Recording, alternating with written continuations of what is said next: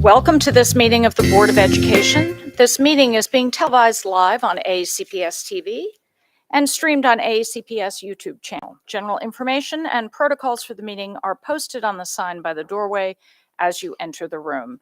So please make sure you read those if you have not already. Please pause for the invocation. O God, we pray to administer that which is just in all educational policies, being ever mindful of your guidance. Stir us to action with love, wisdom, and understanding. Please stand for the pledge. I pledge allegiance to the flag of the United States of America and to the republic for which it stands, one nation, under God, indivisible, with liberty and justice for all. Thank you. That takes us to item 2.03, approval of the minutes. Do I have a motion? Motion to approve. Second. Thank you. Do I have consensus? Okay, thank you. Item 2.04, establish agenda order. Do I have a motion? Motion to establish the order. Second. Do I have consensus? Thank you. Item 2.05, recognitions. We have no recognitions this evening. Section 3, public comments. We have no public comments this evening. So that brings us to item 4.01, the Krask report. Good evening, President Tobin, Vice President Silkworth, members of the board, and Dr. Fidel. My name is Michelle Fidel. I am a freshman at Chesapeake High School. My pronouns are she, her, and I'm very grateful to serve as Krask Secretary of Education. Now you're seeing this pre-recorded segment because right now we are in MASC convention in Ocean City. On February 16th, Krask students joined the SSL team at AACC Glen Burnie's Town Center. At the meeting, students learned about the service programs at AACC, and members of SSL launched their Spring Impact project surrounding the issue of period poverty. We also made cycle circle bracelets to donate to Her Best Foot Forward. On February 22nd, Krask hosted a virtual town hall and student member of the board info night for interested juniors. We also hosted campaign clinics on March 1st and 8th for potential candidates to find out how to successfully campaign for the position. Afterward, we shared our student concerns and addressed business in the executive portion. On February 27th, Let's Talk Justice hosted a virtual general meeting about microaggression. During the meeting, planning team members discussed how to identify and address microaggression. The conversation with the participants were diverse and insightful. The March episode of Teen Talk focused on equity and inclusion in Anne Arundel County. Check it out on the AACPS YouTube channel and AACPS TV. Make sure to follow us at AACPS Teen Talk on Instagram for more updates. Student member of the board nomination closed on March 13th, and we have 5 nominees, student member of the board. Interviews will be conducted on March 27th. Stay tuned for the announcements of the 3 finalists next week. The March Krask newsletter is now available on our website, Brightspace, and on our Instagram at Krask_online. If any student wants to find out more about Krask, make sure to check the Krask website, which can be found www.acps.org/Krask. The calendar on the website provides a list of upcoming meetings and leadership events. Finally, happy Women's History Month, ACPS. We celebrate the women who are influential in the past and present. Women that we know make change each day are our incredible AACPS teachers, faculties, and staff. Each day, they provide education for us to make sure we are ready for the future. Thank you all. Now, have an amazing spring break, and I will see you in April for my next Krask update. Thank you. So it falls to Ms. Howard, item 4.02 CAC, to follow that. Good evening, Ms. Howard. Southfield paradigm shift. I am excited to follow her because, wow, it is amazing, and she gives the energy that just keeps going. Good evening, President Tobin, Vice President Silkworth, and fellow board members, and Dr. Bedell. For the record, my name is Tanisha Howard, the chair of the Citizen Advisory Committee, also known as the CAC. On behalf of the CAC body, I'm pleased for this opportunity to update the board on our recent regular meeting held on Monday, March 13th, where we were accompanied by board members Melissa Ellis and Dana Schelheim, and were able to observe some of our subcommittees firsthand. So thank you very much. As a reminder for the public, the CAC conducts our meetings virtually on the second Monday of each month, except for April. Our meeting is posted on our website underneath the AACPS board tab. We only have, yes, only one meeting left for this year. I know it's hard to believe. It's almost that we're almost through an entire year, but yes, just one more meeting. And we look forward to all the hard work that we've done this year to show up at this meeting. We encourage all to join our upcoming meetings. If you would like to come, just submit your name and an email address to our CAC secretary. If interested, please visit our webpage for more information. Next, our Perspectives and Impact, which launched in 2021 in honor of the late Honorable Candace C.W. Antwine, featured a presentation from Lori Fowler with AACPS Service Learning to further outline the components to the program, which all members learned. There is a service portal where high school students and rising 8th graders can register to access with ease to connect with community partners and log their service hours. These partners have been previously approved, and the portal is learned, unfortunately, only through general word of mouth, but is also introduced with the GCC classes. We also learned that middle school can use the service learning tracker to manually record their service hours. So it can be utilized by the middle schoolers while not participating in the service portal. Elementary students are exposed to water safety, which counts towards the service learning requirements, and that was something that our members did not know. And one of the key features that I did not know was really well hidden is the service leadership team, which is made up of 14 high school student representatives. The applications via Twitter and liaison schools are available to interested students. It is our hope that awareness is extended to the charter schools to allow a collective representation of students to participate in this amazing learning and leadership experience. This dive into the topic of volunteering in support of the CAC January 2023 motion allows us to learn more about the organization of the program, its impact, and mechanisms available to satisfy requirements.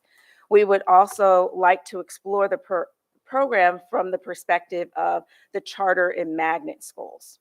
The CAC will further deliberate on ways to support this endeavor, including expansion of the service organizations throughout the county to allow greater access to meet the school requirements within their local community. This is more to come in this space from the CAC. While the CAC has been tracking the Maryland Blueprint, we were pleased to be offered a seat at the table for the AACPS Blueprint monitoring team.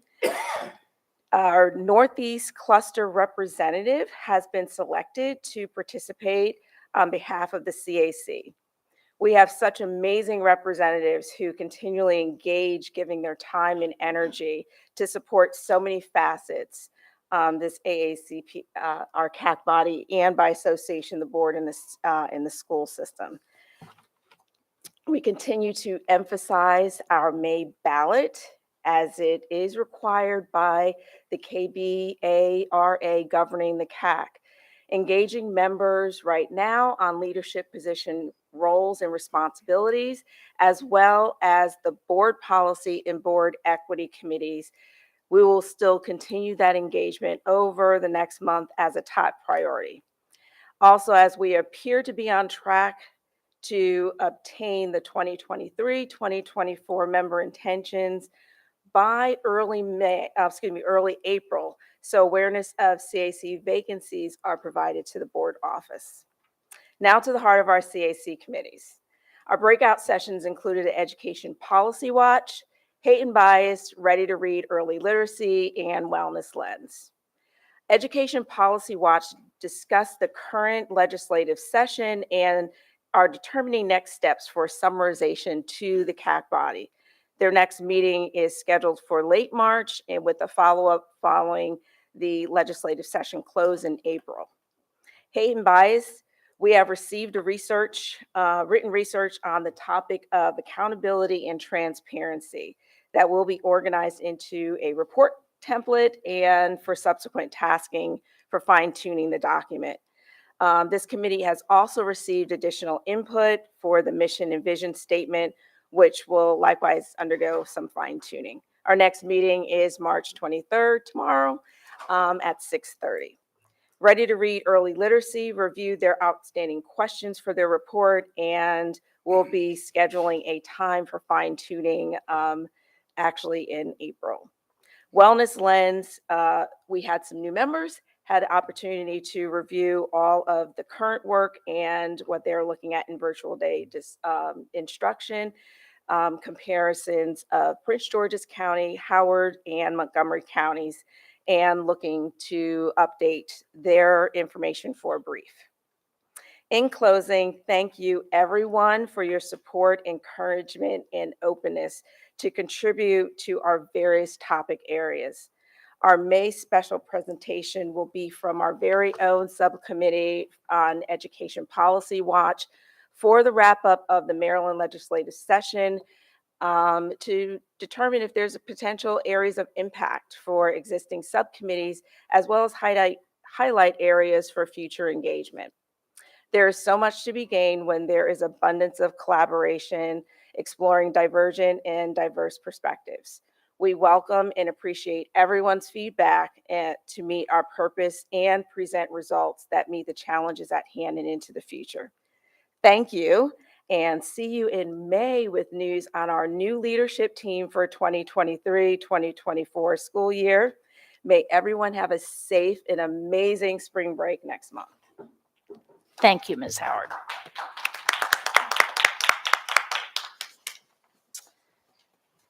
All right, that brings me to item 4.03, President's Report. Okay, everybody buckle up. It's been a busy, busy couple of weeks. So first of all, before I begin, I want to wish all who celebrate a joyful and peaceful Ramadan, which is beginning. So these last couple of weeks have been a busy and exciting time as so many of our students, teachers, and staff accomplishments and talents are on display. March 13th, I was privileged to attend the Orange Frog workshop along with Dr. Bedell and staff and teachers from across the system. In fact, I'm wearing my orange bracelet. Where's yours? Anyway. I did wear it several days after. My thanks goes to Dr. Lucarelli and the other staff who put this together. I think it's a very valuable program. I'm very grateful to have been through it, and I hope other board members will have the opportunity to participate. I think it's a very worthwhile experience, and I'm grateful to have had this opportunity. Also on March 13th, I was honored to join Mr. Silkworth, Ms. Corkadell, and Dr. Bedell at the pinning ceremony for our educators who were receiving their national board certification either for the first time or as a renewal. It was a large and impressive group of recipients representing all areas of our district, and I send my sincere congratulations to each and every one on this major accomplishment.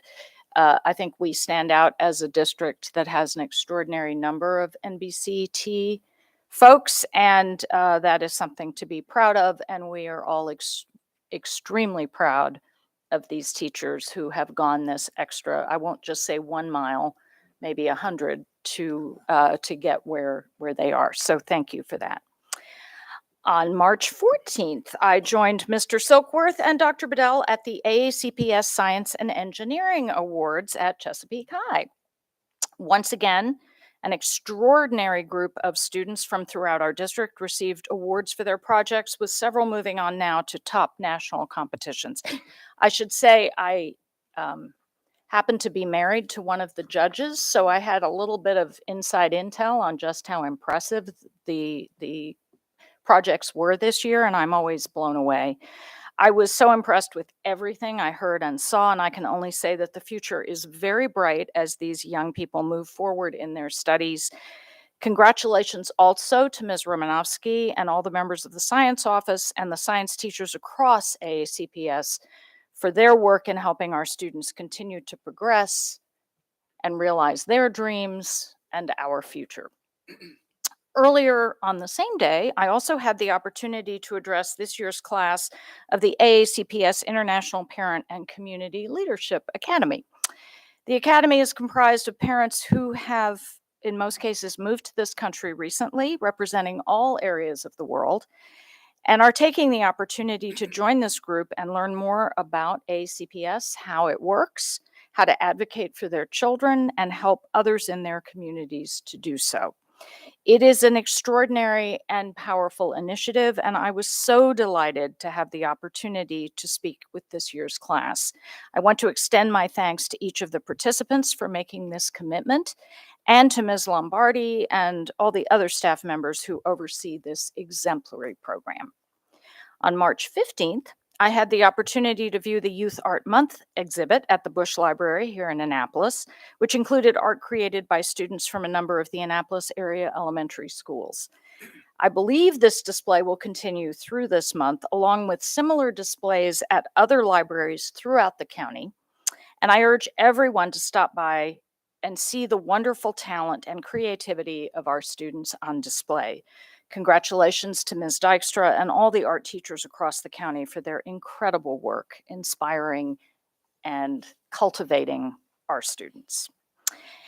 In addition to these events, I also had the opportunity to tour several schools, including Mills Parole, Georgetown East, and Germantown. My many thanks to all the principals, staff, teachers, and students for their welcome and hospitality.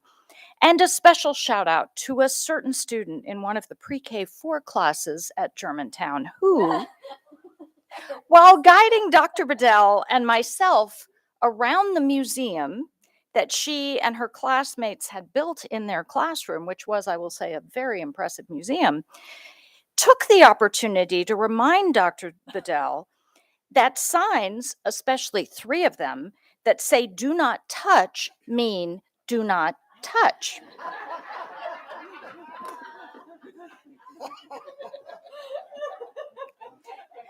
I suspect that is a lesson he will not soon forget.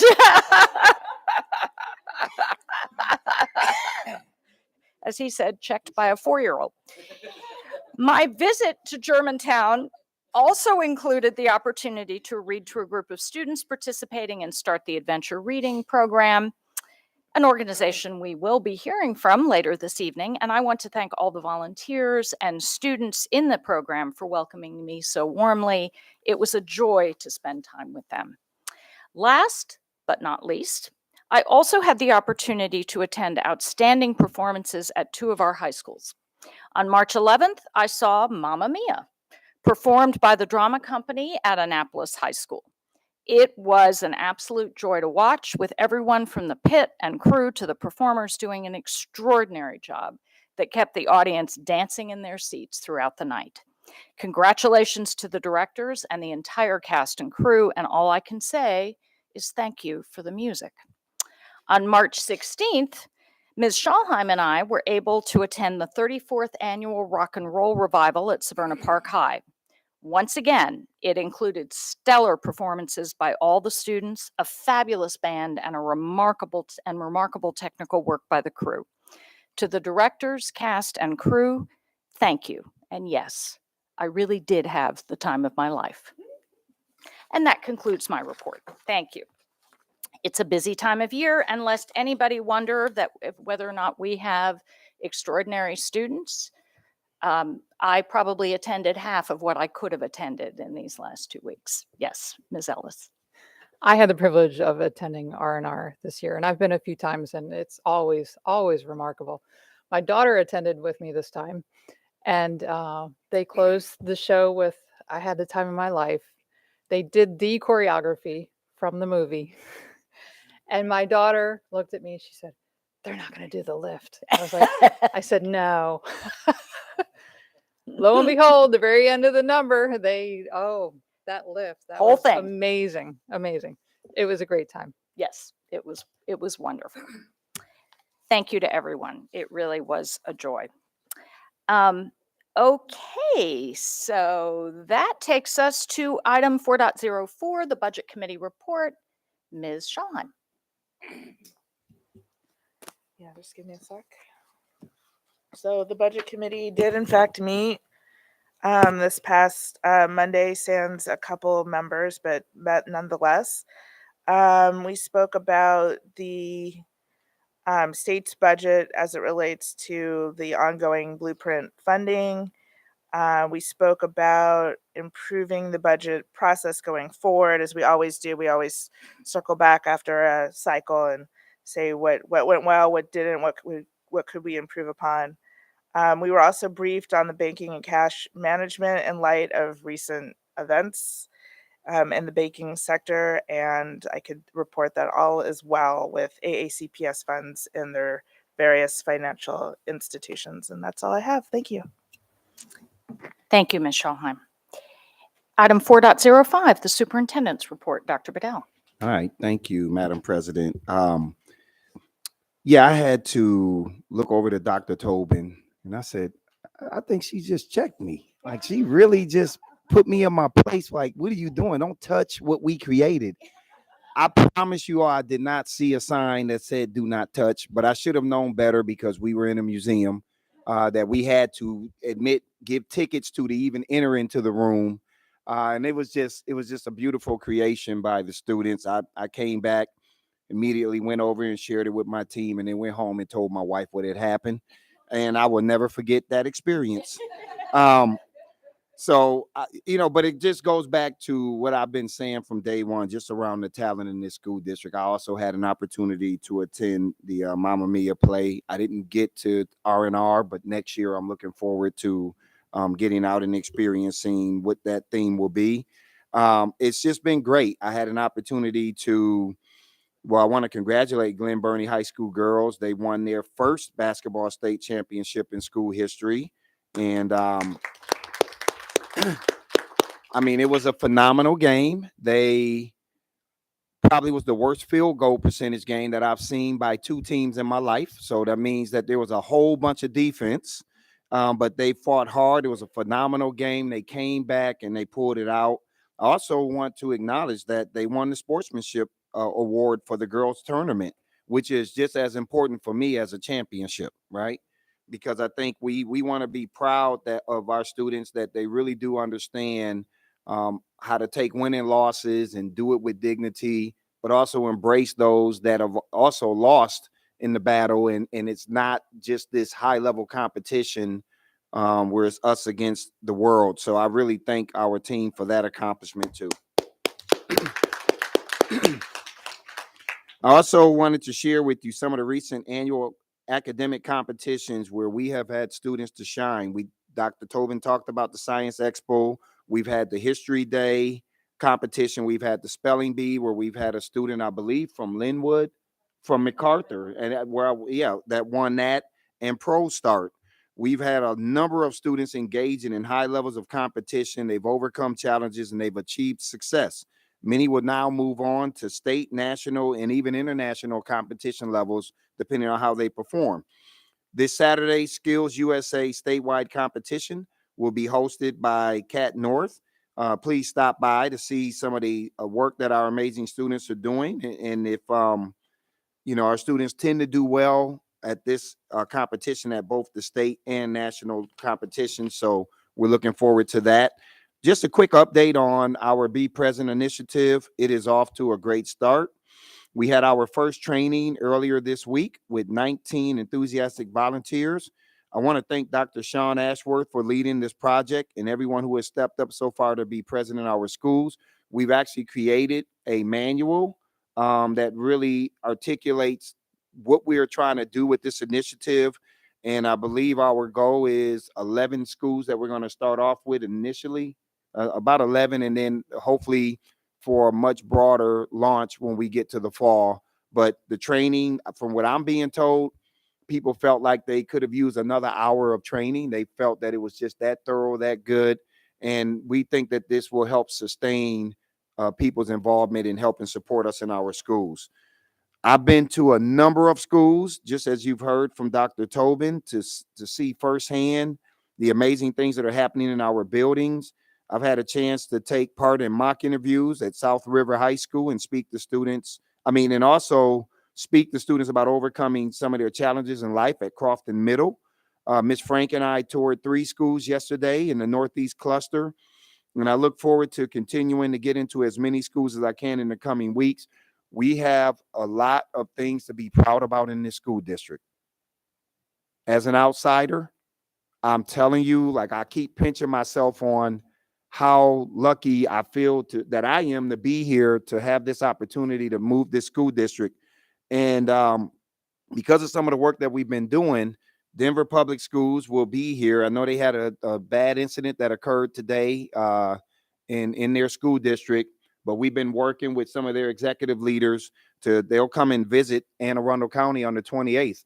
And we have an opportunity to learn from them, but they're going to learn a lot about how we do business and how we're doing schooling here. So we're looking forward to becoming a school district that will do a lot more hosting and really sharing some of our best practices that we have here in Anne Arundel County with school districts across the country.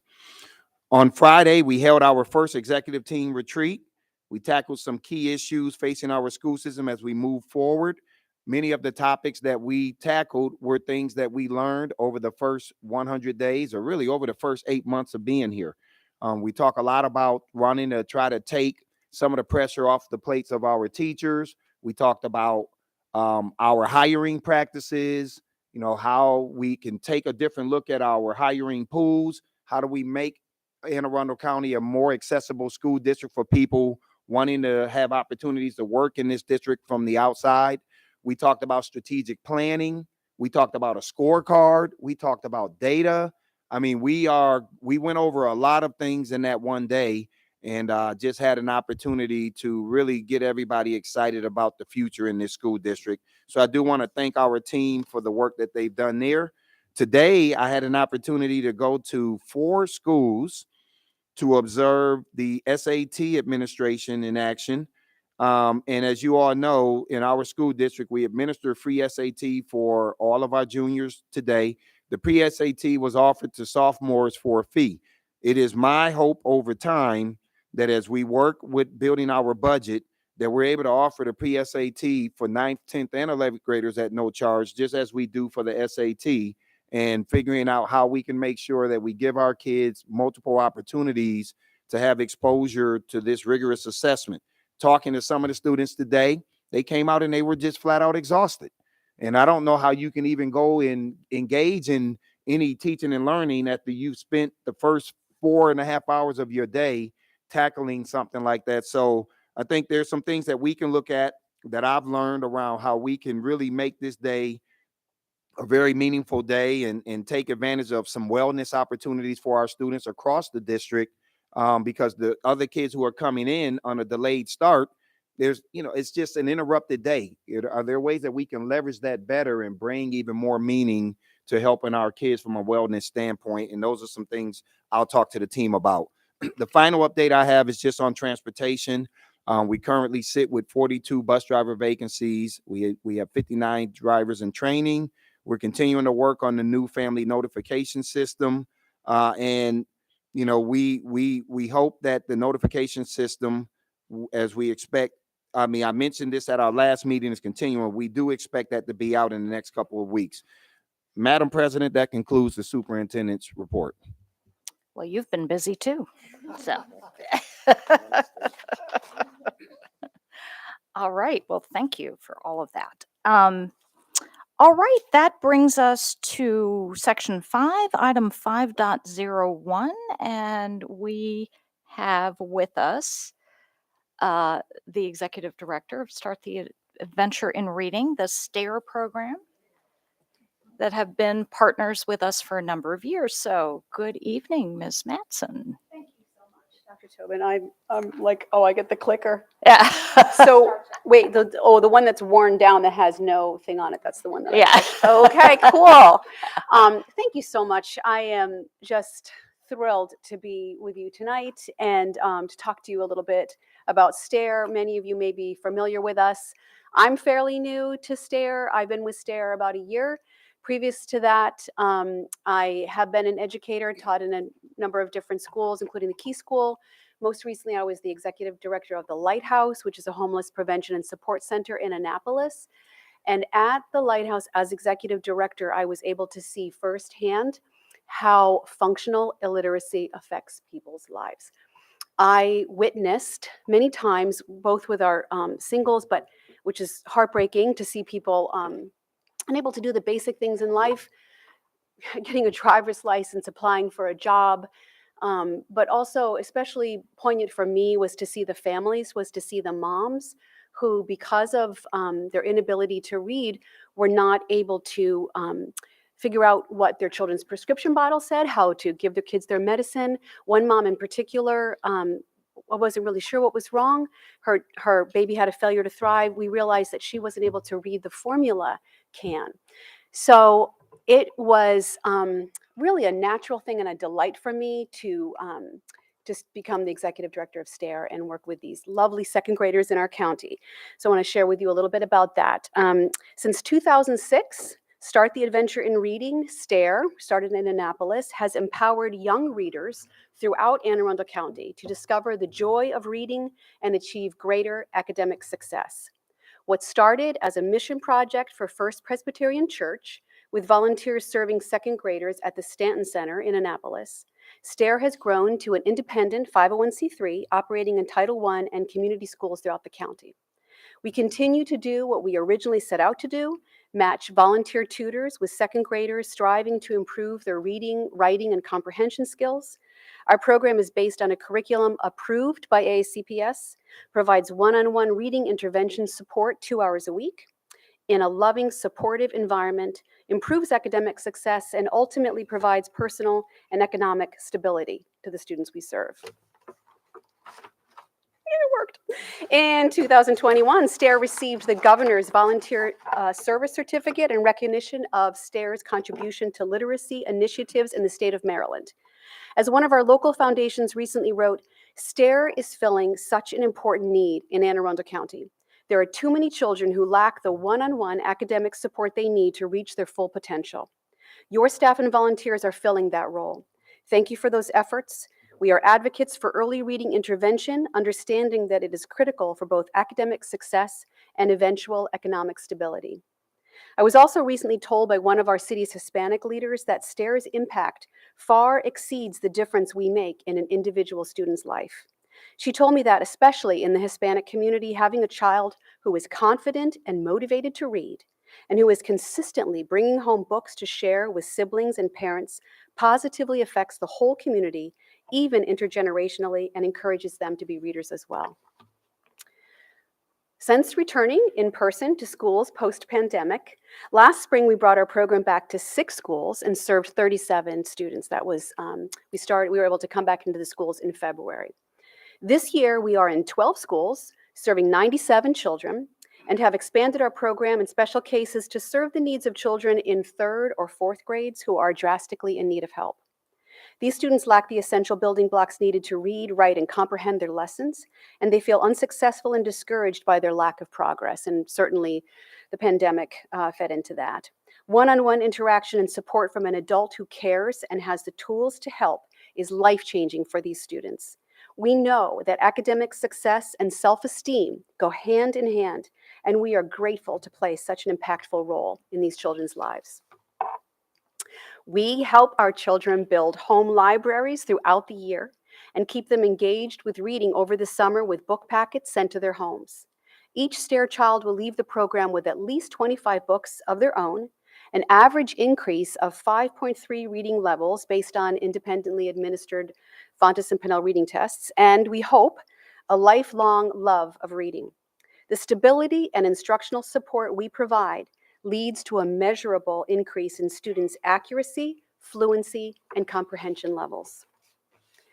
Our students are primarily minority and low income. Hispanic children may be the only English speakers or readers in their families. Although parents want their children to be successful in school, they often cannot read well themselves in either English or their spoken language and are unable to read to their children. Many of our students come from some of the poorest demographic areas in Anne Arundel County. In 10 years, we hope that children who have participated in Stair will go on to higher education and join the workforce. But if they lack basic reading skills, the chances are much greater that they will be unable to earn a living wage, maintain housing without government subsidies, or have a stable, thriving home environment. The Stair program is dedicated to giving our students the tools to make good choices and increase their chances of success. Stair is a volunteer-powered organization. All volunteers comply with background checks and sexual harassment training through ACPS. We have a dynamic orientation program for tutors and provide ongoing training in curriculum, behavioral management techniques, reading strategies, and application of teaching aids. Stair is grateful for the service of these devoted volunteers, recognizing in-kind support, including time, space provided by the schools, books, and healthy snacks. Over the course of the school year, Stair volunteers spend more than 12,500 hours with students, a reading gift valued at more than $400,000 to the AACPS system. We are also so grateful for our elementary school partners, the principals, reading specialists, and classroom teachers who work with us to help us reach the children where they are and guide them to success. Love that little girl. How does it work? Children are identified and recommended by AACPS reading specialists, and written permission from parents is given for them to attend our program at no cost to the families. Stair follows an AACPS approved curriculum, and confidence and trust are developed through the pairing of students with tutors, a same student, same tutor for the entire school year. A typical Stair session includes, we start with a snack. We usually read to the kids either as a group or individually. you see here, this is our resource card. I included this photo because I'm very proud of this. We were able to see this, and we visited with the reading specialist Lindsay O'Keefe and Jane Gill. We visited Annapolis Elementary School and visited the second grade classroom. We were so amazed by these carts. They're Copernicus carts. You appreciate that, Dr. Tobin. And you see there we've got a range of reading materials for the kids, games, snacks, whatever resources they need, all in a really organized way. So if anyone is watching this at home and you and your Stair site do not have this cart yet, don't despair. We're going to bring them to every one of our schools. And we're able to use all these things to work on specific skills based on the child's educational profile. Together with our partners in ACPS's literacy program, we recruit and train 200 volunteers a year and retain many of those volunteers for years. Some have been with us for more than a decade. Stair is sustained by the support of many members of our community, including churches, foundations, and individuals who recognize the valuable service we provide. Our effective program currently brings more than 300 people together every year, volunteers and students, who build relationships with one another and forge bonds that bridge age, gender, race, and culture, and help our community grow stronger by ensuring that our youngest members have the tools they need to be successful. Functional illiteracy affects almost 20% of adults in the US today. I know I'm preaching to the choir. I recognize that, but it's nice to preach to the choir sometimes. Black, Hispanic, and low-income individuals are disproportionately affected and tend to perpetuate functional illiteracy from one generation to another, leading to higher incidences of unemployment and poverty. Research shows that programs with developed curriculums and individualized instruction are the most effective ways to improve literacy. By working one-on-one with students in a relaxed setting where children feel empowered and encouraged to have fun, Stair provides the tools and support children need to succeed in any area they choose, and it helps them have the confidence and self-esteem required to make those bold choices. At a time when the opportunity gap is more pronounced than ever, and schools are struggling with staff and resource shortages, our community needs programs like Stair to break the cycle of poverty induced by functional illiteracy. And if you see here what's next for Stair, one of the things, and I spoke to Dr. Bedell about this a little bit, transportation, I know that's a huge issue, and you mentioned that earlier today. One of the things we're finding is that there are students who are identified by their teachers and reading specialists who would really benefit from the one-on-one attention that Stair gives. But unfortunately, right now we rely on parents to pick the kids up after Stair, which ends about an hour after the school day. And some of these parents just can't do that. And so if there was a way that we could work together to find some solution to that, I think that would really help us. We're serving between, I would say right this year, between 6 and 12 kids in each of the schools where we are. And those numbers are affected by a couple of things. One, the space in the school that can allow us to serve those kids one-on-one in that setting. And again, the children who are able to be picked up after school. So that's kind of a big deal. We are so grateful for your literacy specialists. I want to mention again, special thanks to Jane Gill, Lindsay O'Keefe. They are helping us actually right now to continue to align our curriculum with Stair and make it better, make it more supportive of what the kids are learning right now.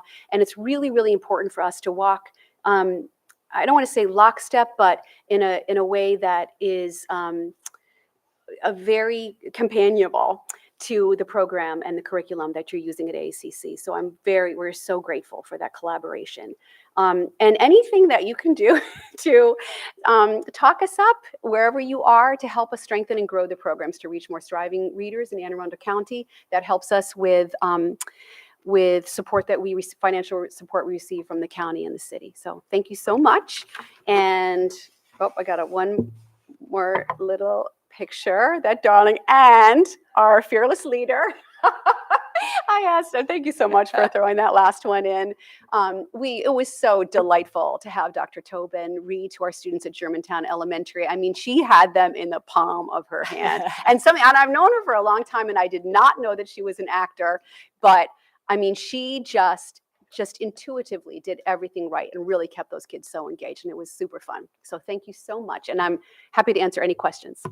Well, thank you very much, Ms. Mattson, and thank you for everything that Stair does, and thank you for the invitation. It was a delight. They had me in the palm of their hands. So they were Did you lovely. get my email with the other photo? Yes, it was I so did. cute. I did. I took so I many did. pictures, and you just I looked like you were did, having the time of your life. and I recommend this to anyone who is interested, and also thank you for what you are offering to our students. I think you've brought forth a couple of things, transportation and some other things that, I mean, obviously we continue to work the transportation issue, but I do think that this is a game changer for a lot of students. And so we, as with all things, we want to provide access.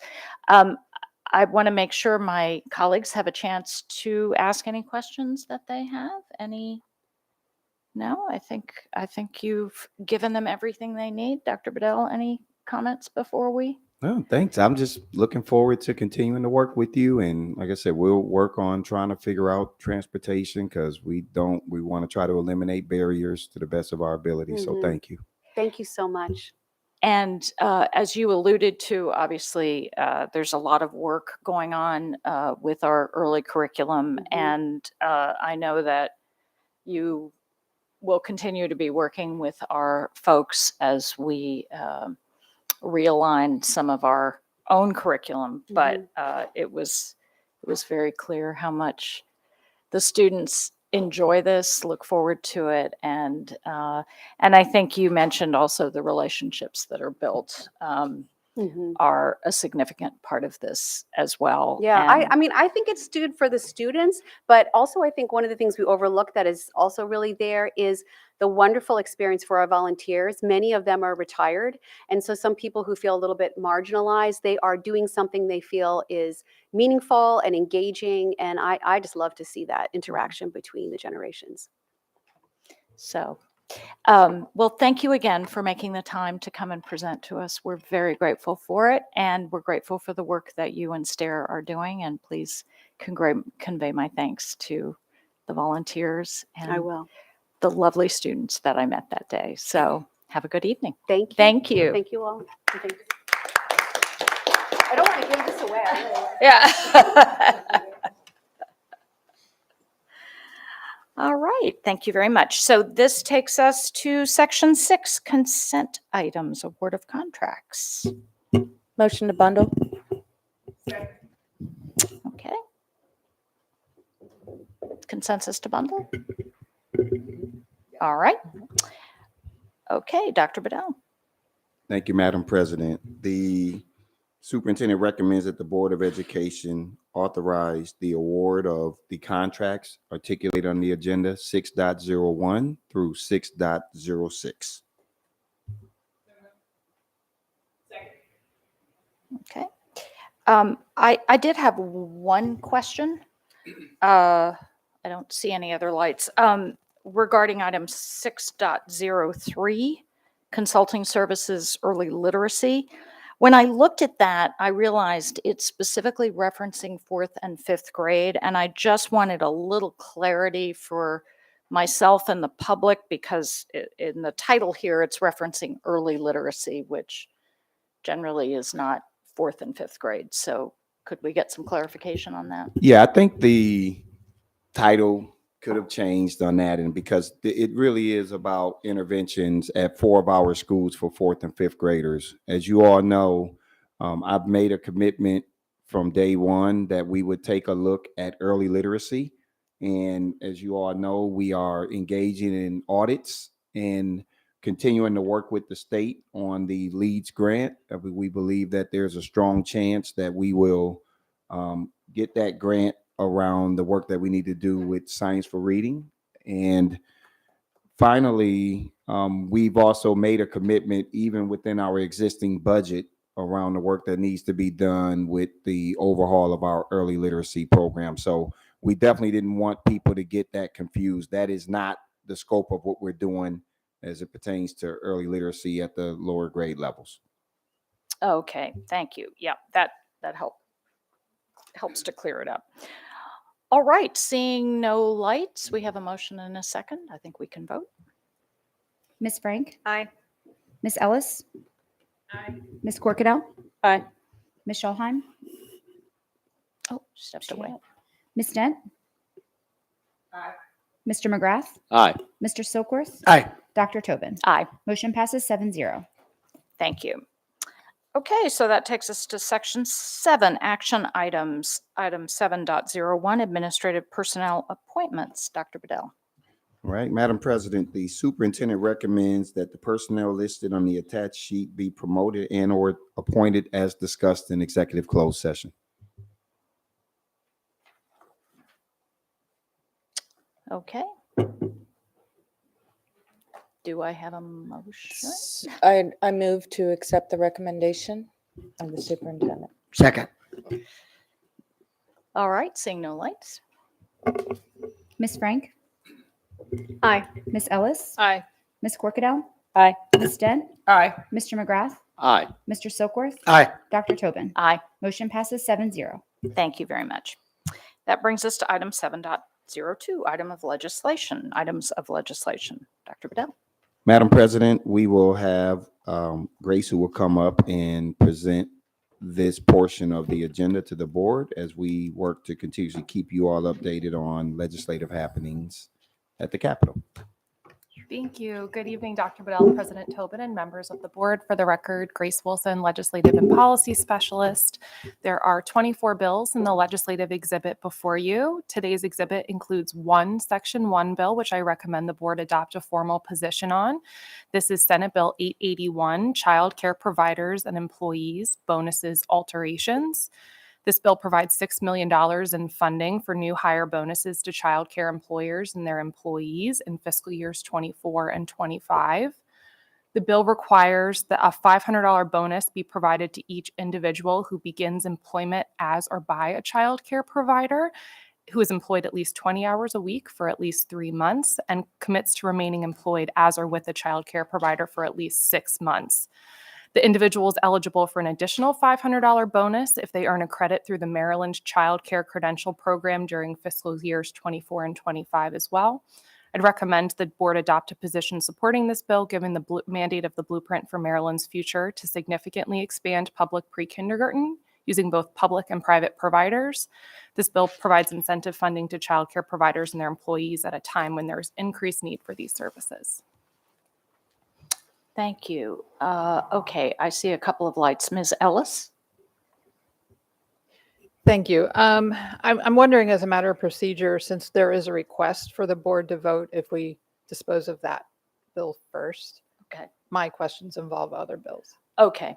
All right. Ms. Corkadell, do your questions pertain to this bill? Okay. Ms. Corkadell.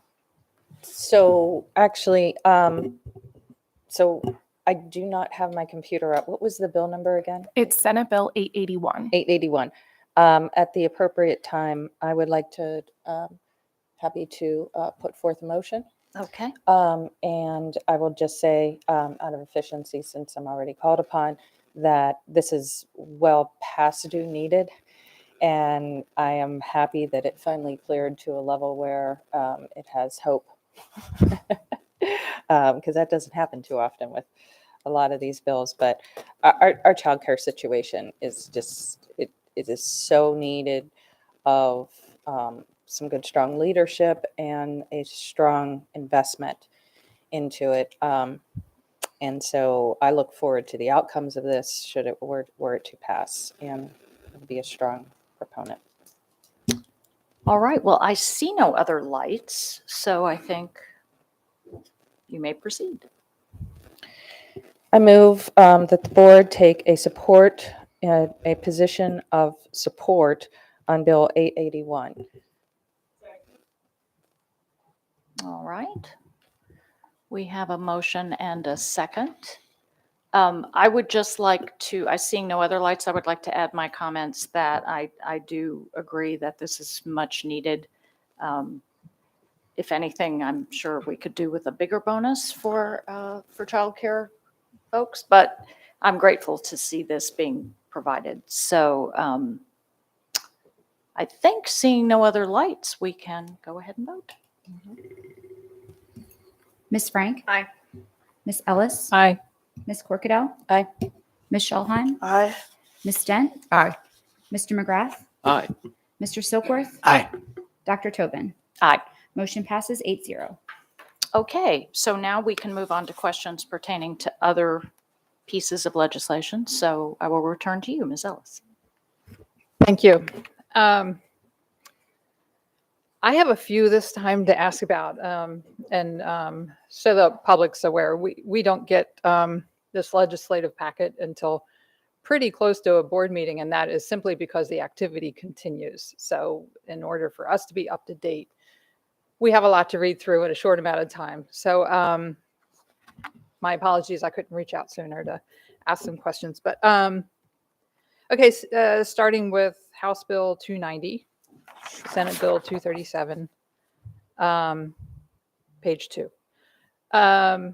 Public health dental services access. I'm thinking about this from the board's position, looking out for the students and the citizens of the families of our school system. And I'm concerned about us treading into these waters. I don't feel this is our lane. I don't feel like a school system should be overseeing or monitoring something like whether or not children are getting dental screenings. Obviously, I'm supportive of all children getting dental screenings. I'm just not, I'm having a hard time seeing how it's our place. So I have concerns about, I understand we have no position here, but we're going to have a responsibility here if this were to pass. Sure. So the bill as introduced is essentially a record-keeping requirement for the school system. The parents are required to submit to us, I believe, at the child's 6th, 9th, and 12th birthdays that they've received a dental examination within the most recent 6 months. I also struggled with where to land on this bill because we obviously do support the health of children. Right. We want to see our students healthy so that they can succeed in the public education classroom. But at the same time, this is a huge record keepings mandate. So the reason I recommended no position is because MABE, the Maryland Association of Boards of Education, who represents all county boards, including this board, is supporting this bill with the amendment, with amendments, and the amendment being to remove the record keeping requirement, which we would be opposed to. So for that reason, I decided not to weigh into the larger issue and advocate for the removal of the record keeping requirements for us because that's not our lane. Right. That's my concern is so we do this record keeping and a parent does not produce the record. What are the repercussions? There's what no what is our involvement consequences. in that? This makes me very uncomfortable. I'm sorry. There's no consequences for failing to submit these records. So Really? through MABE, we're asking them to remove these and transition the record keeping requirements over to the Department of Health or a local Department of Health that actually does have some authority Okay, over this that's the matter. part of this that has me uncomfortable. Obviously, again, I'm in favor of children receiving dental care. So I guess I'll sit on this one for now. That just made me very uncomfortable. And then we have House Bill 1224. Public schools medical and psychological treatments in school-based health centers and public schools. And immediately after that is Senate Bill 628, school-based health centers, services, infrastructure, and funding. Again, I've been a huge advocate of mental health access for all of our students. But again, I want to look at ensuring that we're staying in our lane. And I'm sorry, I highlighted the whole thing, so I'm trying to find the issue I had. It was okay. School to provide students to provide school health services at a public school to provide a student's parent or guardian information about any, okay. I might have misread this one. So it requires a practitioner to provide a student's parent or guardian information about any consultation, diagnosis, or treatment provided to the student. And we take no position on this. I guess I'm a little uncomfortable with that as well, because if we are going to be through our facilities providing access for practitioners to our students, I just want to ensure that, again, we're not overstepping, and that parents must be absolutely involved in their child's healthcare, physical and mental. Sure. So the reason I recommended a no position on this bill is, one, it was an extremely late file with a very slim chance of going anywhere. Okay. So that's the first reason that I decided not to take a hard and fast position on this bill. The second reason was that this bill actually contradicts another section of existing law, the Health General article, that requires that allows children over the age of 12 to consent to their own mental health treatment, and allows a child of any age to consent to sexual or reproductive health treatment without notification to the parents. So it had a very slim chance of going anywhere because it contradicted another existing law. Okay. And so that law is not a bill. It's not on the table before us for us to weigh in. Some of us might have concerns about that, but I get where you're going. I understand. And thank you for the explanation. Of course. Help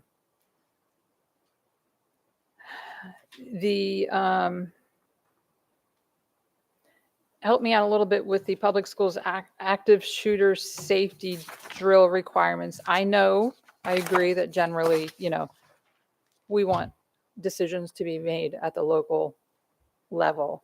But when I read through what was called for here, I understand why someone would bring this concern and turn it into a bill. There are concerns about the kind of drills that go on in some schools, and the impact it has emotionally on students and even staff. And I didn't see anything in here that's concerning to me. So the reason I recommended to oppose was twofold. The first being that the actual provisions related to the drills in the law do not align with what we do. We don't currently perform an active shooter drill. What we do perform are shelter in place, lockdown, so forth and so on. So it doesn't align with the way that drills are done in Maryland. The second reason is that it does impose an unfunded mandate. It requires us to offer behavioral health services to students and staffs after these active shooter drills, and there was not sufficient funding to support that. So I like to think if we have students that we identify as potentially being impacted emotionally, that we are reaching out to them and providing absolutely support. But this is a new requirement in law, and in your legislative program, you do say that we oppose unfunded mandates. Okay, I do understand the position that you took. So I'll move on from that one. I only had, it might only be one more. Yes, several bills involving virtual education.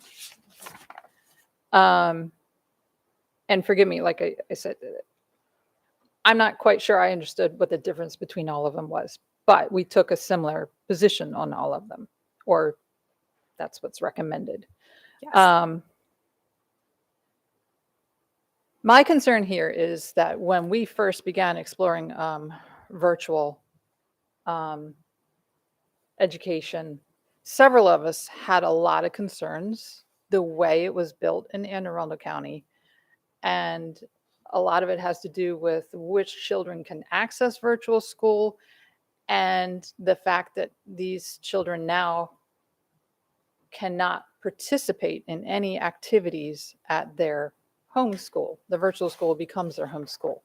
And I remember I asked a lot of questions of our previous superintendent, and basically in a nutshell, we were told that it was by law, the way it was set up was the reason that we can't do that. But our position here as it's written sounds to me like we oppose that kind of access for students. And I'm sorry, I disagree with that. I think there are at least some other board members who disagree that we oppose it might not work with the system that we have, but this board continues to actively say that we want to expand and look at what this could look like. There's some suppositions about which students are participating or would participate in virtual school. A student who may be participating in virtual school because they have some sort of social emotional issue doesn't mean that they wouldn't benefit from healthy interaction with after school activities that are face to face, something they're lacking in their virtual school. There's other school students where virtual school might be a great option for them because they're just simply too active and the classroom environment is not ideal. These students should still be able to participate in sports and other activities.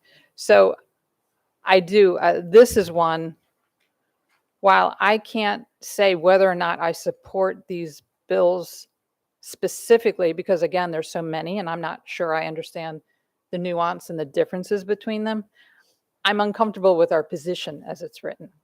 Okay, noted. So I don't know what it would take if we need the board's, if the board needs to come to consensus or a majority to change that language, because I'm one board member speaking, but I feel very strongly about it. So I would want to make a motion if necessary. Ms. Ellis, I will also say that in a previous legislative exhibit, we approved similar testimony for Senate Bill 681, which involved virtual education and extracurricular and athletics access for those students. And that language has been submitted to the General Assembly as testimony. And I appreciate your sharing that. If that one slipped by me, that's my fault. But I have been, from the very beginning, when we started exploring virtual school, very vocal about the fact that I believe students should still be able to access face-to-face activities. Well, are you talking about this entire group of bills here, or are you talking about one bill in particular? I don't necessarily want to change our position. I want to change our statement about it because so actually, yeah, it would be a change of position because the amendment is suggesting that we not allow the opportunity for children to access. Ms. Ellis, I would still recommend a support with amendment because there would still be other amendments that we would recommend. Right. And so I would like that piece of the language removed. And so if that requires, I'll make a motion because I'm not speaking for the board. I'm speaking as a board member. So I'll try this. We're still discussing. I have a motion. Yeah, so we're still discussing, we disposed of the one that we had to vote on, but we're still now discussing the rest of the legislative exhibits, right? So I think at this point, we need to continue those questions and then we can return to a motion. So Ms. Frank, you had a light on, but, okay, all right. So Ms. Corkadell? I guess it's more of a comment than anything in general. So thank you first very much. There's been a lot of action, and this is Crossfire Week, and I know that is one very, very busy human being. I could say. And everybody is just jumping through hoops to try to get those last minute push outs, whether it is to keep something in a drawer or to, or to move it forward. I will say that I honestly, I think some of our position language per se,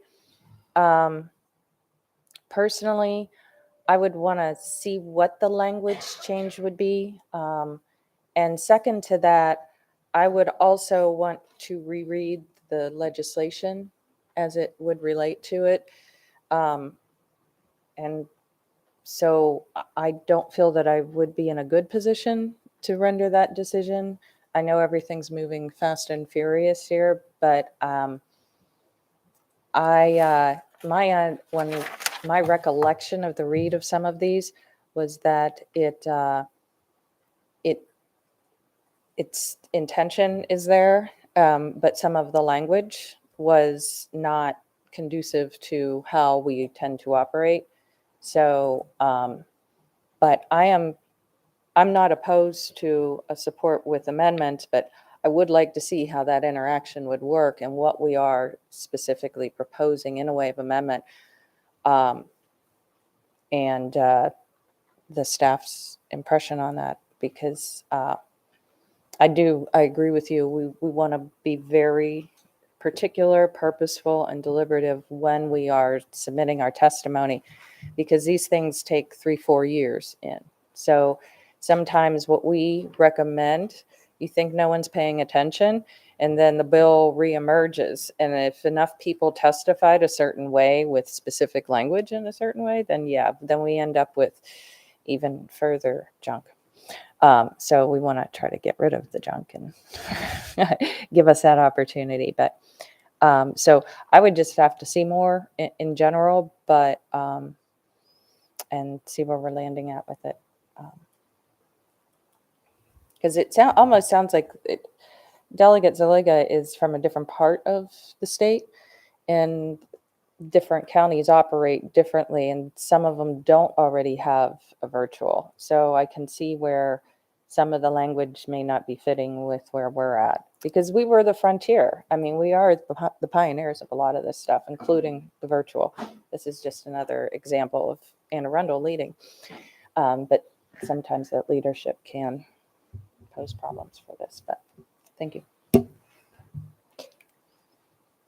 So I don't see any other lights right now. I confess I'm still a little confused as to where we are, because are we talking about support with amendments again of which particular bill? So there's 4 virtual education bills in this year. There's 3 that I believe my testimony contains remarks about virtual education. I believe they are House Bill 1297 on page 15 and House Bill 820, Senate Bill 610, and Senate Bill 829. These are all very, very similar bills with a few very minor differences.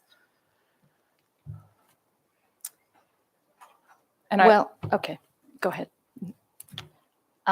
It seems to me that if any kind of amendment is going to be proposed or motion that would suggest that, we may need to take some sort of little break to put something together, if I'm following what's going on right now. Ms. Shaw. I'm doing a cut and paste. I'm sorry, I Okay. didn't mean to jump in, but I'm doing a cut and paste. I think I can have it ready like quickly. Okay, Ms. Schalheim. I mean, just listening to this back and forth, I'm really uncomfortable doing any of this on the fly. It just seems like a road that I'm not willing to scamper down. Not knowing the implications of any of this kind of feels like we're trying to make a statement about our virtual academy at large via a member or members not being comfortable with a specific bill or its language. I think that this needs to be a little bit more thought through than in 5 minutes during a board meeting. That's my view. Okay, Ms. Frank. I would say, I mean, things are moving very quickly, so I think the board has to be able to move quickly in if they want to respond or make changes. I will just make my comments now that I was going to make towards the motion, but since it's not ready yet. A couple of points as we reviewed the history of the Virtual Academy. We had put in our budget for several years that we wanted to continue with it. We were never added to the county budget. We kept rolling in over our grant money. So that Virtual Academy never grew because it wasn't a continuous budget item. So the idea was when we implemented this originally that it would be expanded to include a greater number of students, and that there would be students who experienced not just medical problems, but other issues. And hopefully at some point it would just be an option if that is what they felt was best for them. So anything that supports the growth of this virtual academy is something that I would want to see. So as you're drafting language, that is, as a board member, what I had expected to see when the virtual academy originated, and what I would hope that the board still supports, and that the vision of this virtual academy is. So as long as we are moving in that direction, I would be supportive of any change that encompasses that. Okay, thank you, Ms. Frank. So Ms. Ellis, do you want to present I something? do. I almost have it ready. I'm pulling out the right language. Would you want us to take a brief break? Can we Yeah. suspend this? I'll have it ready and All right, should we go to, Minutes. can we? I motion to suspend the agenda to move to 7.03. there's- Second. Shall we vote? Ms. Frank? Aye. Ms. Ellis? Aye. Ms. Corkadell? Aye. Ms. Schallheim? Nay. Ms. Dent? Aye. Mr. McGrath? Aye. Mr. Silkworth? Aye. Dr. Tobin? Aye. Motion passes 7-1. Okay, so that brings us to the policy section. Dr. Bedell. Superintendent recommends approval of policy JG, subject to final correction for style and format. So moved. Second. Okay, For the record, Grace Wilson, Legislative and Policy Specialist, Policy JG, Student Fees, Fines, and Charges is before the board on third reading. The Division of Curriculum and Instruction and the Office of School Performance are revising this policy to provide guidance on allowable student course-related fees.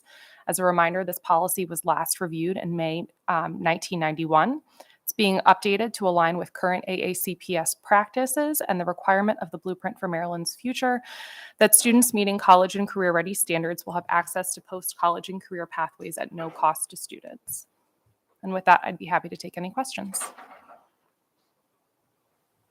okay, I believe the light I'm seeing, Ms. Ellis, is still your other light, so. Okay, so seeing no lights. Ms. Frank? Aye. Ms. Ellis? Aye. Ms. Corkadell? Aye. Ms. Schallheim? Aye. Ms. Dent? Aye. Mr. McGrath? Aye. Mr. Silkworth? Aye. Dr. Tobin? Aye. Motion passes 8-0. Thank you. Item 7.04, Financial Management Priority Objectives, Code 400.01. That's on second reading. Policy 400.01 DAA Financial Management Priority Objectives is before the board on second reading for rescission. This policy was most recently updated in 1989 and was replaced by the adoption of Policy DA Financial Management Goals in 2017. However, this policy was not properly rescinded at that time. There were no comments received during the public comment period. And as a reminder, the board may move to waive the third reading of this policy and rescind the policy this evening. And with that, I'll take any questions you may have. Ms. Corkadell? At the appropriate time, I am prepared to make a motion to waive the third reader. Actually, we have a motion And written. you do? Oh my God, that's so cool. And actually, Mr. Silkworth has it, but That's awesome. okay. Well, All there we right. go. Okay. Mr. Silkworth. Madam President, per policy BF section C3F, I move that the board adjust the timeline to rescind policy DAA/401, condensing the second and third readings and voting on the rescission of this policy today. Okay. We have a motion and a second. And trouble with microphones? Yeah. Seeing no lights, Ms. Howell? Ms. Frank? Aye. Ms. Ellis? Aye. Ms. Corkadell? Aye. Ms. Schallheim? Aye. Ms. Dent? Aye. Mr. McGrath? Aye. Mr. Silkworth? Aye. Dr. Tobin? Aye. Thank you. And I believe we have a second motion. Mr. Yes, Silver. Madam President, I move that the board rescind policy DAA/400.1. Second. Okay, seeing no lights. Ms. Howell? Ms. Frank? Aye. Ms. Ellis? Aye. Ms. Corkadow? Aye. Ms. Schallheim? Aye. Ms. Dent? Aye. Mr. McGrath? Aye. Mr. Silkworth? Aye. Dr. Tobin? Aye. Motion passes 8-0. Okay, thank you.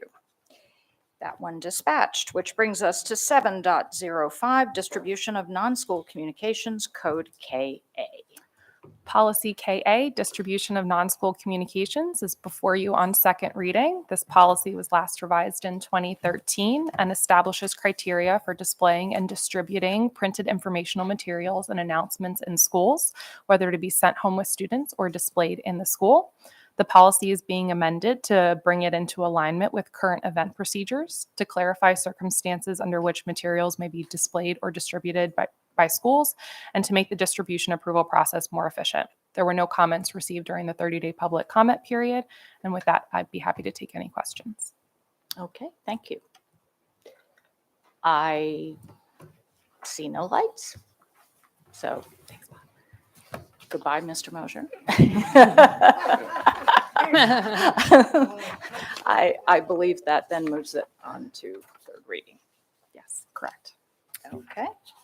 Are we ready to move back? So we will now return to item 7.02. Ms. Ellis. Thank you. I just wrote it. Now I have to find it where I sent it. Okay. All right. Based on the discussion, as I already introduced it, I'm just going to go ahead and start with my motion.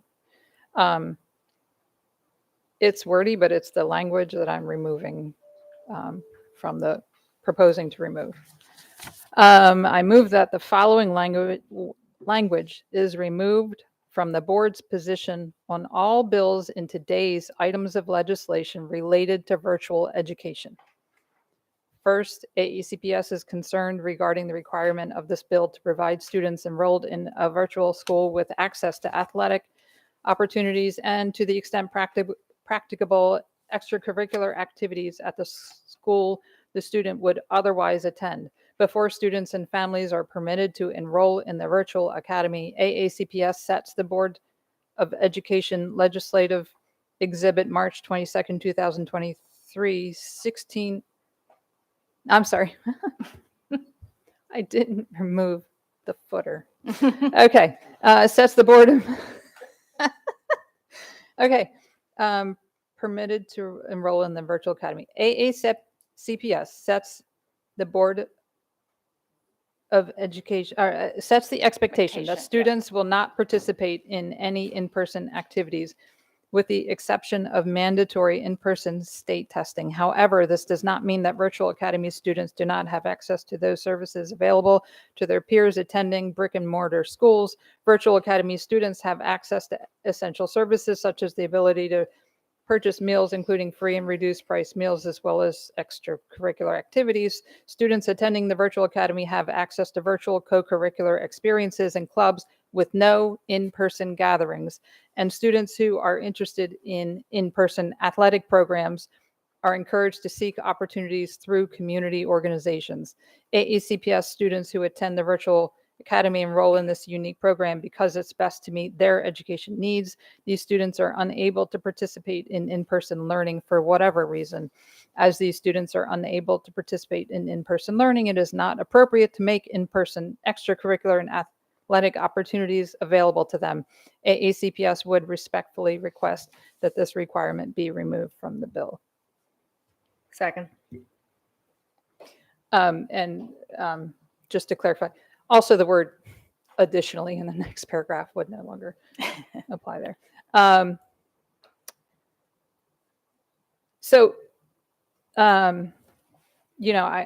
heard the concern that we're taking a position on the fly, and for me, it's not on the fly. I've maintained this position since we first introduced the virtual academy. This board has discussed it, and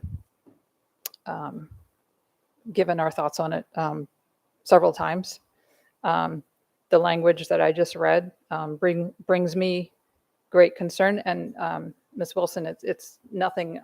It's not a criticism of you. I understand how this language got in there. It does align with what currently exists in Anne Arundel County. I get that. But I'm not opposed to students having this kind of access, and I believe I'm not the only board member. And for that reason, I want to remove that language. And Ms. Frank brought up a great point that's important to remember, which is that the virtual academy was in the works prior to COVID. We were, this was starting to be built. It wasn't, thank goodness it was good timing to be able to launch something like that. But now it is time to envision what we're really going to do with this. It's no longer a pandemic response. Thank you. Okay, thank you. I have Ms. Corkadell and then Ms. Schalheim. So Ms. Corkadell. Thank you. I look at how we manage, I don't care if it's virtual or in person, every student should have access to co-curricular and extracurricular activities, period. And to assume that based on a category of profile of what the average student is for a virtual academy equates to not having that access, I've never agreed with. In so much as high school activities, athletics are not usually par of course for the community-based athletic programs because they are accessing through either a varsity team or a junior varsity team. I would hope that AACPS would want to stand behind the opportunities that these co-curricular and extracurricular activities provide all of our students, including scholarships, including doors being opened to future opportunities to help them become career and college ready, the team building efforts, and all of the associated with it. I have never been comfortable with not having a plan or basically a path for them. So I think under the circumstance, given that some of this legislation does seem to have a little bit of legs during this session, where I was otherwise inclined to say, it probably isn't going to go anywhere. I think one of these may. And I don't want to be the person on record who said that because you needed to be or chose to be in our virtual school, that you are conceding other opportunities as a result of that. And I understand that some of them, that is the choice of how we have to educate them. I do not believe that it should be self-limiting. Now, that doesn't mean it may take us 5 years to build that out and get to that part, but I think us taking a position that counters that objective most certainly is noteworthy. So yes, legislation, and then just a note on the thing, I was the first one to say, I need to see it, I need to read it. Absolutely. Everything that she explained, I fully understand as it relates to them. And I am comfortable with making it because the absolute fact is it's only 90 days of a session. And we only meet X amount of times during that time period. And so all of us should constantly be, as part of our obligation, checking in with our delegation meetings on Fridays, checking in on the website, to be checking in with our bills, because our staff is actively doing the testifying, doing the advocating. So thank you very much, Ms. Ellis, for pulling that together. I will be supporting it, your amendment. Thank you. Ms. Schalheim. Of course, I support opportunities both in and out of the classroom. What I don't support is a motion on the fly to to change our policy about our virtual academy as a whole, based on disagreement with some language regarding some bills. And they do have a lot of clubs, a lot of opportunities. They have Minecraft, guitar, anime, chess, STEM. That's just a few. They're involved in Krask. They also have partnerships with London Town, with Marilyn Hall, and other virtual guest speakers. So the rhetoric that they or the insinuation that they don't have access to clubs is wrong. They do. These clubs are virtual. The speakers and those opportunities are virtual. Would I be in support of thoughtfully altering our policy on the virtual academy over time and reviewing budget implications, staffing implications, work hours, and the like over time to then craft some in-person opportunities? Certainly. But I don't want to make a policy decision about this via a motion this evening. So I will be a no. And I invite my colleagues to look at all of the wonderful opportunities currently available to our kids, and to look at this through a variety of lenses, budgetary being one of them, staffing being another, et cetera. Thank you. Thank you, Ms. Schulheim. Dr. Bedell, you said you had a question.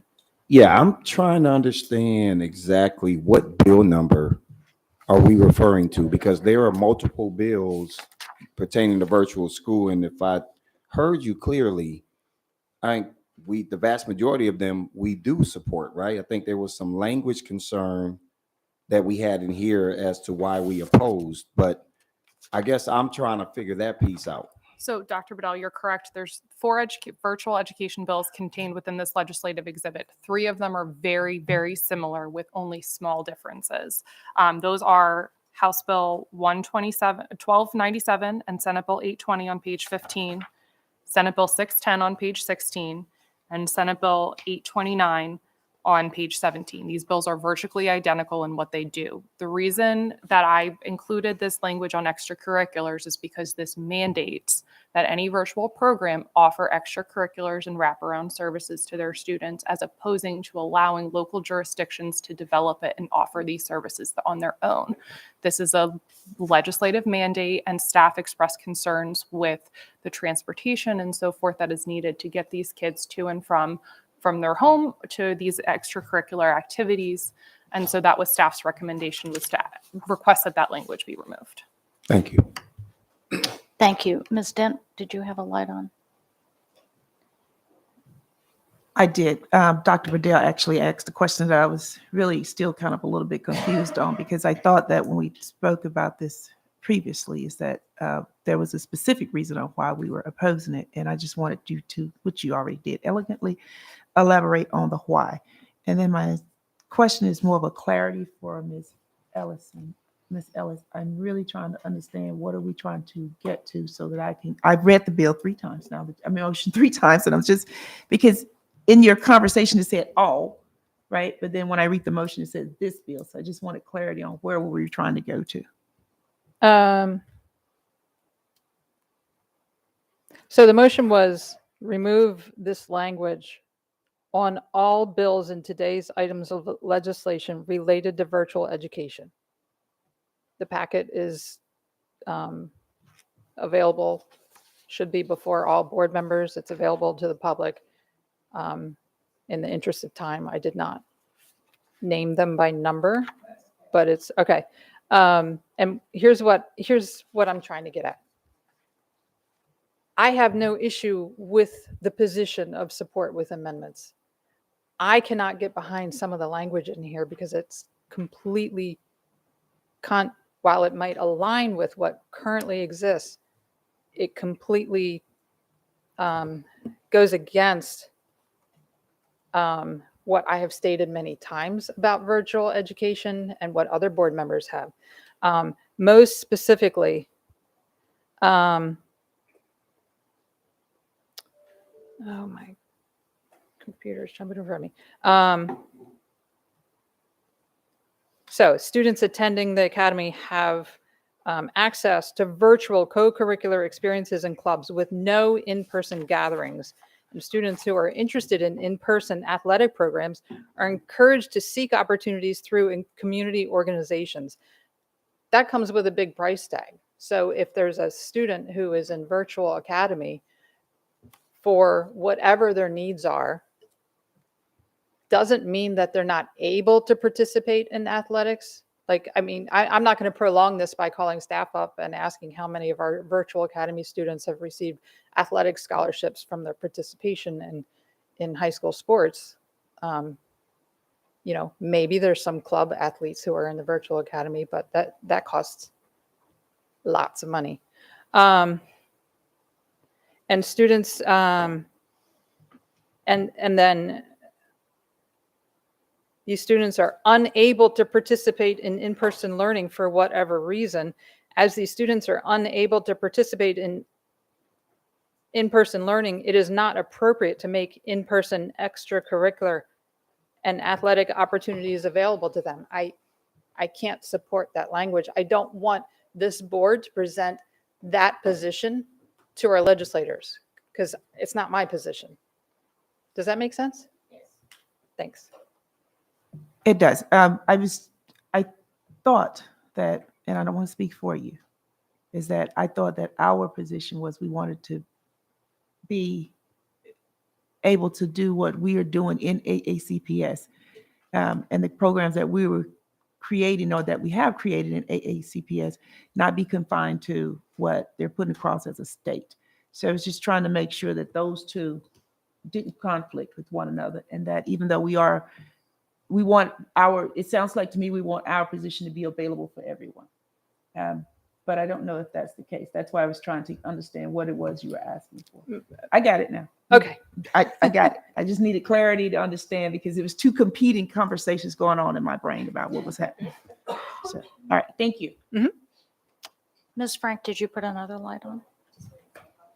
So just to be clear, we would still be supporting this with amendments. The position that the board is taking would not change. It's just that we are not restrictive in our language to try to restrict the extracurricular. And if you look at the languages I am, a lot of it really does seem based on a lot of the COVID precautions that we had in place at the time. So it does look like the language itself is outdated and probably should have been updated at some point anyway. So I will be supporting this. Ms. Corkadell, did you have another light on? So I wasn't going to, but I guess like Ms. Dent, some of the language some of us are using may get a little confusing. And I just want to make it perfectly clear, and correct me if I'm wrong, this is not about policy. This is not about anything that we are imposing as a motion on our own program. This is about simply adjusting the language to better reflect the vision that we have for our students, whether it be now or in the future.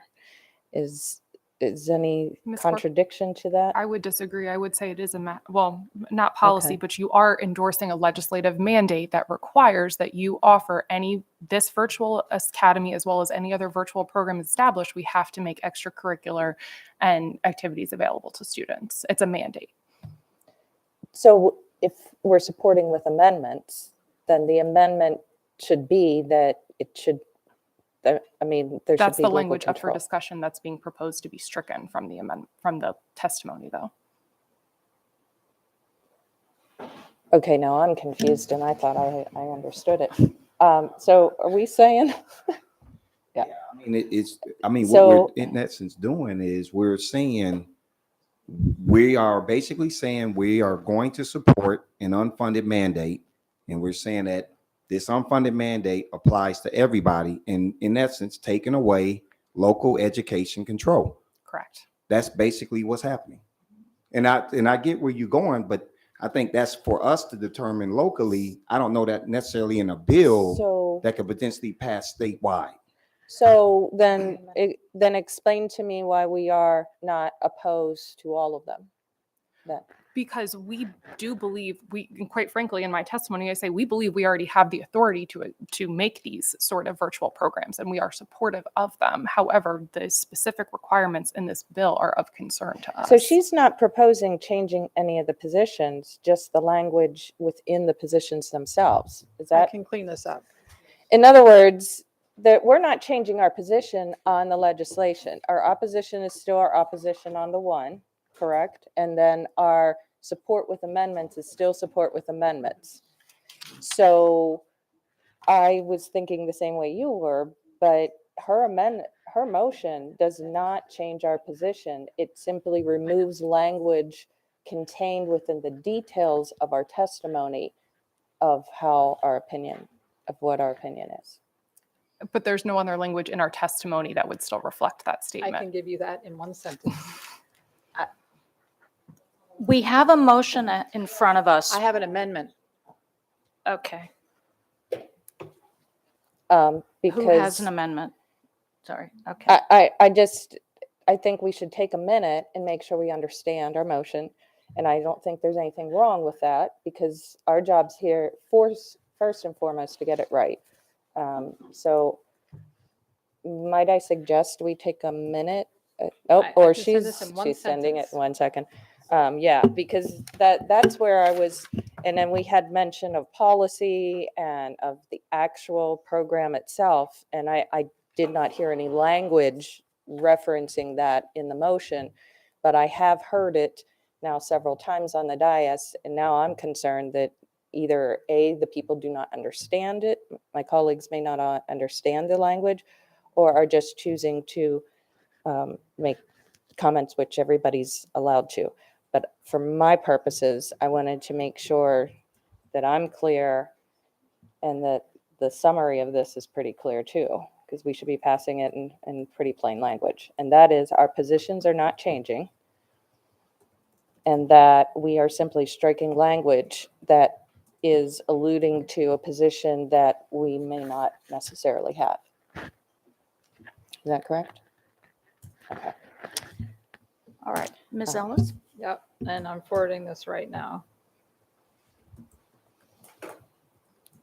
And I'll just take a second, since we have it, to point out too that, as Ms. Ellis had alluded to, I know for a fact at the high school level that you are either paying for a sport through a travel club or one of the other programs, or you are participating as a student in one of our high schools.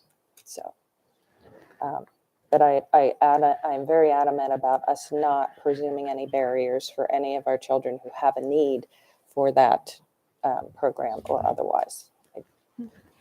So. No, I'm ready. I have an amendment. Okay, Ms. Ellis? So we have a motion on the table. The motion stays the same as far as the language to remove, but it's followed by and replaced with, and forgive me, I made a technical error in the text version, and replaced with, we believe student participation in in-person activities should be determined by the local school system. Okay, so we need to vote on the amendment? Second. Yes. I've just seconded her All right. amendment. And so now the amendment is under debate and Okay. discussion and for vote. Are there comments with regard to the amendment? Ms. Schalheim? Yeah, I'm a little unclear. Why don't you just send out, please, if you could, what the full motion is, because I don't understand what part you're replacing. This thing is a paragraph long. Can you do me the courtesy of that, please, before we vote? The entire you. motion is in the last email. It is the same with the addition of the language and replaced with, we believe student participation in in-person activities should be determined by the local school system. What I just mentioned. Okay. Yeah. Mr. McGrath? I feel like we can just get more done by just taking a quick little recess, just everyone talking about it. We all get on the same page, and then we take a vote, just be more efficient with our time. No, we can't do No, that in a we break. can't Okay, okay, then never mind. No, the motion is, in my opinion, solid. Okay. The motion before us it addresses the concern that was recently brought up. And again, my intention was never to change the board's position. I cannot get behind some of the language about our position. Okay, so seeing no more lights, I think we can vote on the amendment. Except I had a final Yes. other comment.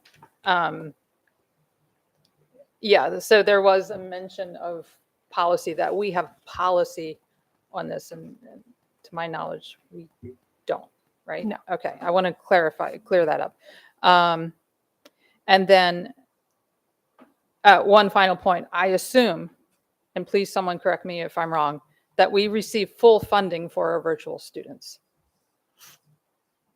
Same funding that other students.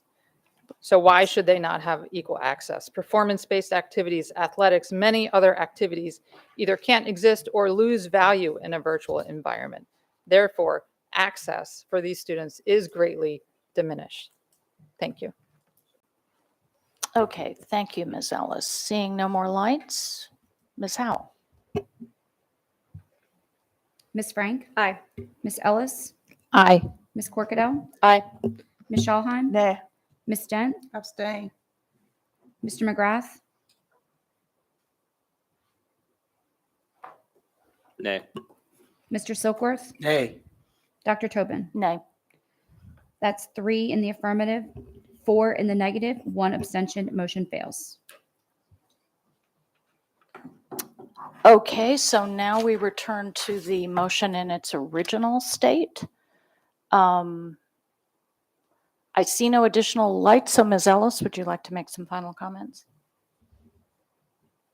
Only that the the motion that was before us was certainly enhanced and addressed a lot of the concerns. So now we're back. But the reason I'm still going to favor this motion is because I cannot get behind language that states what we've stated in this. And I'm frankly surprised that other board members are comfortable with it.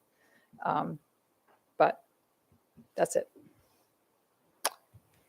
Thank you. Seeing no more lights, Ms. Howell? Ms. Frank? Aye. Ms. Ellis? Aye. Ms. Corkadell? Aye. Ms. Schallheim? Nay. Ms. Dent? Nay. Mr. McGrath? Nay. Mr. Silkworth? Nay. Dr. Tobin? Nay. 3, 5, motion fails. Okay, thank you. I believe that concludes our discussion of item 7.02. Were there additional questions on the legislative platform? Thank you. I'm sorry. Okay, so that takes us to item 7.06, Watchapel Elementary School third-party project, permanent shade structure. Dr. Bedell.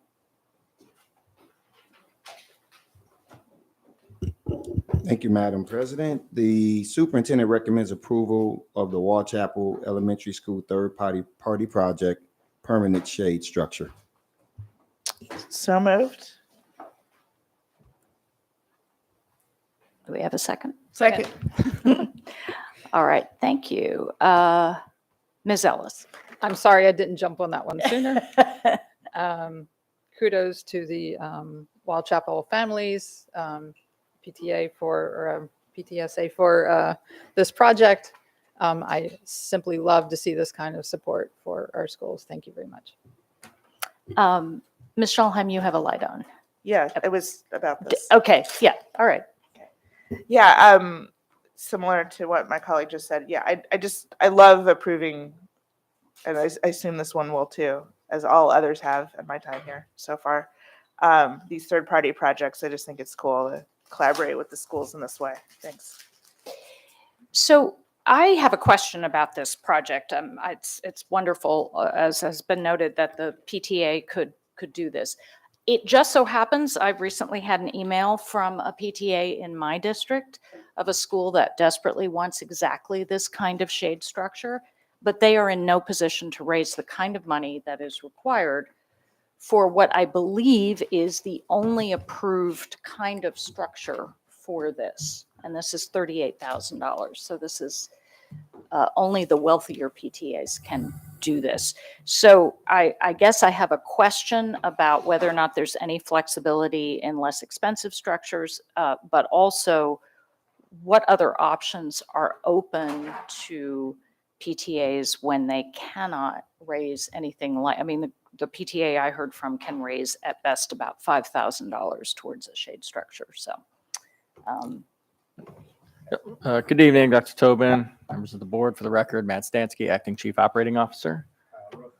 So I'll let Kyle sort of walk you through what is approved structures. I think in the world of school finance, there has been discussion really since my career, starting in 2006, 2007, around equitable distribution of resources when it comes to federal, state, and local tax dollars, right? And that is a difficult task as it is, where we have really struggled finding solutions is that private and philanthropic support as well. There's no doubt there are just PTAs and PTOs in our district that have huge fundraising arms that can crank out fundraisers and dollars to no end to support those schools. And that's wonderful, right? That's what we want to see. And there are schools in our district that just don't have those resources. Mm-hmm. And so how do you mitigate that? So, I think a couple things we've done is PTA sometimes partner, right? We've had one PTA from, a well-off elementary school that can raise money, partner with other PTAs to help.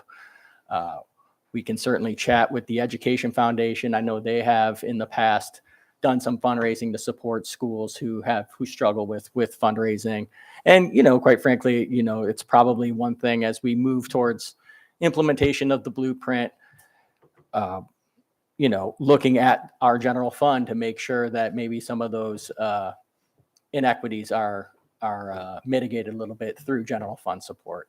And then I'll let Mr. Roof talk about the capital projects and what potential there may be there around that. Sure. Thank you. So I guess to start with, the shade structure that's chosen, or the one that we recommend, is this pavilion style shade structure. It ultimately leads to a lower long-term operation and maintenance costs. When we do sale structures, those have to go up and down. It requires our custodial staff to go out there and maintain them, and they only last a certain number of years before they need to be replaced. We found very good success with this type of structure. We've modeled it at a lot of our high schools with the pavilions that we have associated with those, and this is a similar structure. Going forward, the blueprint legislation requires shade structures at most elementary schools as a condition of the pre-K program. So schools, retrofits, renovations, new schools going forward will have some type of steel structure for shade. And that's the ultimate goal, to use capital funds to help with that process. So there could be retrofits for older buildings. Yeah, assuming as capital projects progress in the timeline, there'd be opportunities for those to have the structure as well. It's not just the new buildings. Yep. I just wanted to. Okay, well that's good news, I think, to me at least. I see no additional lights, so thank you both. That was very helpful. Okay, so that brings us to section 8, review item. Dr. Tobin, we didn't vote. Oh, apologies. So yes, we need to vote on item 7.06. Thank you. Ms. Frank? Aye. Ms. Ellis? Aye. Ms. Corkadell? Aye. Ms. Schallheim? Aye. Ms. Dent? Aye. Mr. McGrath? Aye. Mr. Silkworth? Aye. Dr. Tobin? Aye. Motion passes 8-0. So that brings us to item 801, monthly financial status report and revenue and expenditure projections. Are there questions? No?